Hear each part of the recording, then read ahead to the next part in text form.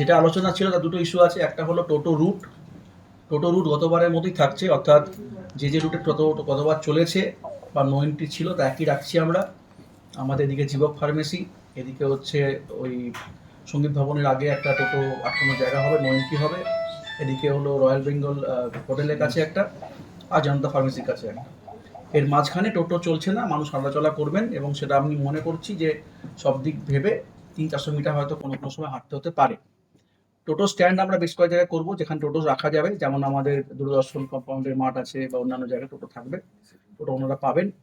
টোটো no entry পয়েন্টে আমাদের এবং মিউনিসিপ্যালিটি ম্যাডামের পক্ষ থেকে দুটো দুটো করে টোটো থাকবে, যাতে বয়স্ক কোনো লোক থাকলে তাদেরকে আমরা কেটার করতে পারি মেলা অবধি। সেটা গতবারও ছিল, এবারও থাকছে আমাদের টোটো, এবং টোটো সার্ভিস থাকবে ফর দ্য এল্ডারলি পিপল। এই হলো টোটো রুট, এই নো এন্ট্রি রুট টোটোর জন্য বলা হলো। আর আমরা সেকেন্ড পয়েন্ট করছি যে যেহেতু দুটো লোক আসেন, এখানে বাড়ি থেকে লোক আসেন, জানা সম্ভব নয় টোটো রেট কি আছে, এখানে টোটো কিরম পয়সা নিয়ে কাজ করবে, কত দূর যাবে। আমরা বিভিন্ন জায়গায় শহরের প্রায় 10খানা জায়গাতে একটা টোটোর চার্ট টাঙিয়ে দেবো, রেট চার্ট টাঙিয়ে দেওয়া হবে।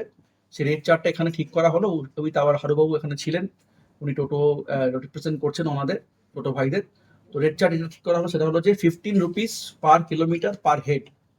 আমি মিডিয়া বন্ধুদের ভাইদের বলবো এটা সবার মধ্যে সার্কুলেট করতে। টোটো চার্ট মেলা দিনের জন্য 23 থেকে 28, 15 rupees per kilometre per head হিসেবে টোটো রেট চার্ট সবাই মিলে ঠিক করলাম, ইনক্লুডিং এভরিবডিজ কনসেন্ট। এটা টোটো ভাইদের পক্ষে সুবিধে, আমরা চার্ট টাঙিয়ে দিলে যারা বাইরে থেকে আসছেন তাদের পক্ষেও সুবিধে।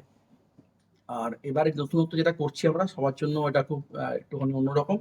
সেটা হচ্ছে যারা আমরা ভেহিকেল পাস দিই, প্রতিবারই দিয়ে থাকি থানা থেকে, 2 হুইলার পাস বা 4 wheeler pass, including everybody, Visva Bharati staff, media বন্ধু বা অন্যান্য যারা আছেন, কাউন্সিলর এবং অন্যান্য যারা নেন।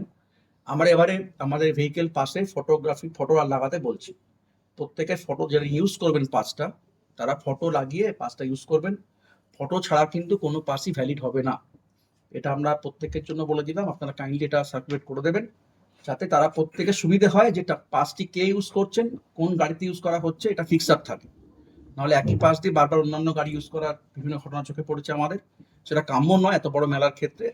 আমরা আশা করছি আমরা সবাই মিলে, আমাদের পুরো টিম, মিউনিসিপ্যালিটির টিম আছে, আমরা আছি, পুলিশের টিম আছে, প্রায় 8 লাখ লোক এবার আসতে পারেন পৌষ মেলার 5 দিনে 6 দিনের মধ্যে। সবার সুবিধের জন্য মিডিয়া বন্ধু, আমাদের মিউনিসিপ্যালিটির টিম, আমাদের প্রত্যেকে একসাথে কাজ করতে হবে। আমাদের নো এন্ট্রি সব জায়গাতেই থাকবে। তারপর যদি কোনো টোটো, যারা আমি মনে করি এখানকার লোকাল টোটো এটা করে না, নর্মালি বাইরে থেকে যা টোটো আসেন অন্য জায়গা থেকে, তারা এটা করতে পারেন। আমি তাদেরকে প্রথমে অ্যাওয়্যার করবো এটা না করার জন্য, পরবর্তীকালে এটা হলে আমরা টোটো কিন্তু সিজ করে দেবো। রেড চার্ট আমি অলরেডি কথা বলেছি মিউনিসিপ্যালিটি ম্যাডামের সঙ্গে, চেয়ারপারসন যিনি আছেন আমার পাশে বসেই। আমরা প্রায় 10টি জায়গাতে এই রেড চার্ট টাঙিয়ে দেবো, যাতে যাত্রীদের সুবিধা হয়। এই 5-6 দিনের জন্য, বাকি সারা বছরের রেট অলরেডি আছে, তাতে আমরা ঢুকছি না। অনলি বেলা কদিনের জন্য এই রেড চার্টটি করা হচ্ছে বলে ঠিক করা হয়েছে এখানে বসে মিটিংয়ে, তাতে অনেক কাউন্সিলর এতে কনসেন্ট দিয়েছেন, তাই এই জন্য এটা আমরা করছি। আমরা ওই রেড চার্টের সঙ্গে 3-4টে নাম্বারও দেবো, হেল্পলাইন নাম্বার। ওখানে হেল্পলাইন নাম্বারে ফোন করলে আমরা অবশ্যই তাদের সহায়তা করবো। আমি মনে করছি যে তেমন কোনো বচসা হবে না বলে আশা করছি। প্রতি বছরে ভারী যানবাহনের নিষেধাজ্ঞা থাকে। আমরা এখানে যে ডাম্পার চলে বা বড় বড় অন্যান্য গুডস ভেহিকেল চলে, সেগুলো টাইমের মধ্যে আমরা বন্ধ রাখি, আমাদের নো এন্ট্রি থাকে সেই কদিনের জন্যই। সেইগুলো এবারও থাকবে, সেগুলো আমরা অলরেডি আমাদের সোশ্যাল মিডিয়া জানিয়ে দেবো, প্লাস আমরা রাস্তাতেও টাঙিয়ে দেবো।